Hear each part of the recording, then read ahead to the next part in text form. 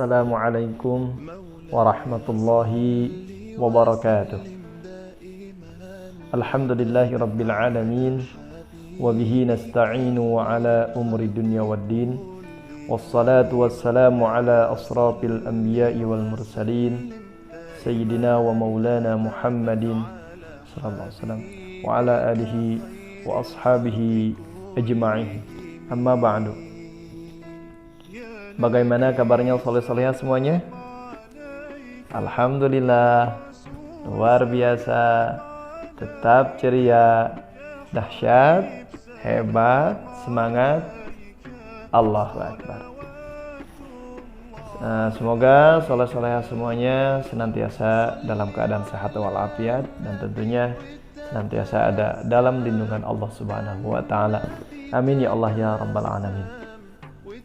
Sebelum Bapak mengawali materi hafalan Quran, meneruskan hafalan yang sudah dihafal di pekan yang lalu, Bapak akan mengingatkan kepada soleh-solehah semuanya untuk senantiasa istiqomah dalam tilawah Al-Quran, juga istiqomah dalam murajaah atau mengulang-ulang hafalannya. Ya, karena sejatinya dalam menghafal Al-Quran itu bukan hanya menghafal tok saja langsung distorkan, tetapi menghafal itu adalah mengulang-ulang sampai kita wafat. Karena Al-Quran itu cepat hilangnya. Ya, kalau dibaca diulang-ulang, insya Allah akan lengkap di dalam dada kita. Ya, jadi bukan hanya sekedar menghafal langsung distorkan dan udah tidak ada kewajiban lagi. Bukan itu maksudnya. Jadi menghafal Al-Quran itu adalah kita siap ya seumur hidup untuk bisa menjaga Al-Quran itu di dalam dada kita. Makanya orang yang menjadi ahli Al-Quran itu predikat di hadapan Allahnya itu luar biasa. Bahkan ada seperti ini, ahlul Quran hum ahlullah wa khassatuh. Jadi kalau dinyanyiin seperti ini, ahlul Quran ahlul Quran ahlul Quran ahlul Quran hum ahlullah ahlul Quran hum ahlullah ahlul Quran hum ahlullah wa khassatuh. Jadi ahlul Quran itu dianggap menjadi keluarganya Allah. Siapa sih yang gak ingin? Ya pasti soleh-soleh menginginkan. Bahkan hadis Nabi SAW, khairukum man ta'allama al-Quran wa 'allama. Menjadi sebaik-baiknya manusia. Ya, khairukum. Mau gak? Harus mau ya. Karena kalau orang sudah diberikan Al-Quran sebagaimana yang sudah Bapak sampaikan, maka akan menjadi mulia, akan menjadi luar biasa. Kenapa sih di SDIT harus menghafal Quran? Karena SDIT punya cita-cita, ya, punya misi. Apa misinya? Mencetak generasi unggul berwawasan Quran.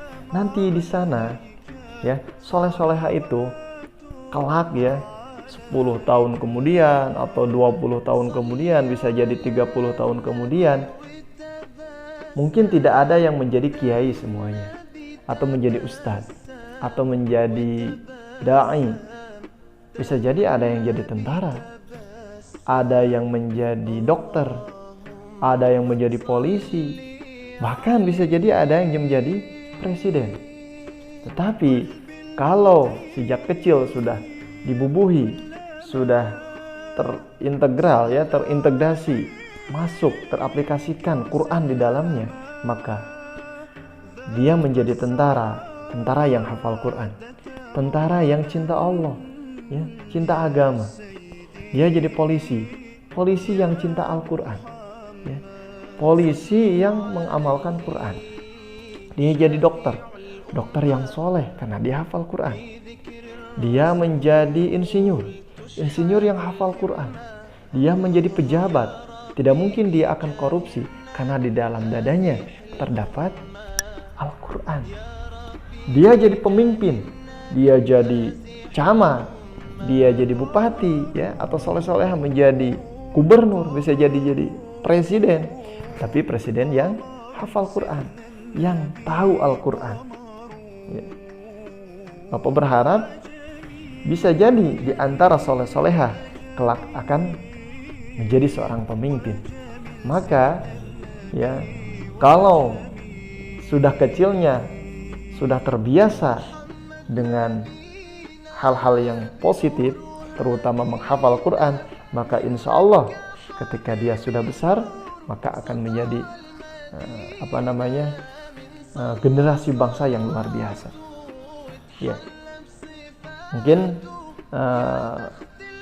itu motivasi dari Bapak, karena dengan menghafal Quran itu kelak kita akan menjadi mulia. Baik, soleh-solehah yang dirahmati Allah Subhanahu wa Ta'ala, sebelum kita mulai hafalan Al-Quran yang akan Bapak talakikan hari ini, mari kita bersama-sama untuk berdoa terlebih dahulu, kemudian kita dilanjutkan dengan murojaah hafalan yang sudah dihafal, kemudian baru Bapak akan mentalakikan ayat atau surat yang terbaru, ya, yang selanjutnya, lanjutan dari ayat atau lanjutan dari surat yang sudah kita hafal. Baik, soleh-soleha yang dirahmati Allah, semangat ya, tetap semangat, karena menghafal Quran itu harus butuh pengorbanan, sekali lagi butuh pengorbanan, baik tenaga, waktu, pikiran, dan lain-lain. Tapi pahalanya itu luar biasa. Salah satu fadail atau keutamaan menghafal Quran adalah kelak di akhirat orang yang hafal Quran akan diberikan kemuliaan oleh Allah. Dia akan, atau seorang yang hamilul Quran itu, orang yang hafal Quran itu bisa memberikan mahkota kepada kedua orang tuanya. Ya, siapa sih yang gak ingin membahagiakan orang tuanya, memberikan mahkota kepada kedua orang tuanya karena dia hafal Quran? Luar biasa. Kalau ditelusuri fadail atau keutamaan menghafal Quran itu luar biasa banyak. Maka kepada soleh-soleha yang dirahmati Allah, tetap semangat dalam menghafal Quran, karena insya Allah dengan menghafal Al-Quran kita pasti mulia. Mari kita berdoa sejenak, ya, bareng bersama Bapak. Yang belum mengambil air wudhu, silakan ambil air wudhu terlebih dahulu. Ya, kalau sudah, siapkan Al-Qurannya, kita baca doa bersama. Bismillahirrahmanirrahim. Allahumma thabbitil Qur'ana wal ilma fi sudurina wa waffiqna lil amali bihima. Fatihah. A'udzu billahi minasy syaithanir rajim. Bismillahirrahmanirrahim. Alhamdulillahi rabbil alamin. Ar-Rahmanir Rahim. Maliki yaumiddin. Iyyaka na'budu wa iyyaka nasta'in. Ihdinas siratal mustaqim. Siratal ladzina an'amta 'alaihim ghairil maghdubi 'alaihim waladdallin.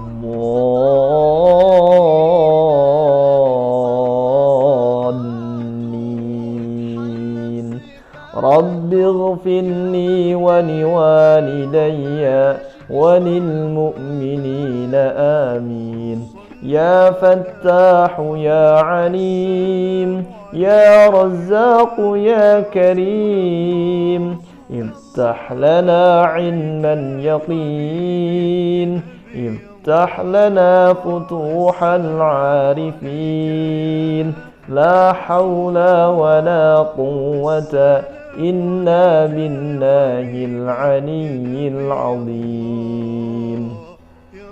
Baik, kita langsung ke sesi murojaah saleh-salehah. Kita akan mulai ke sesi murojaah.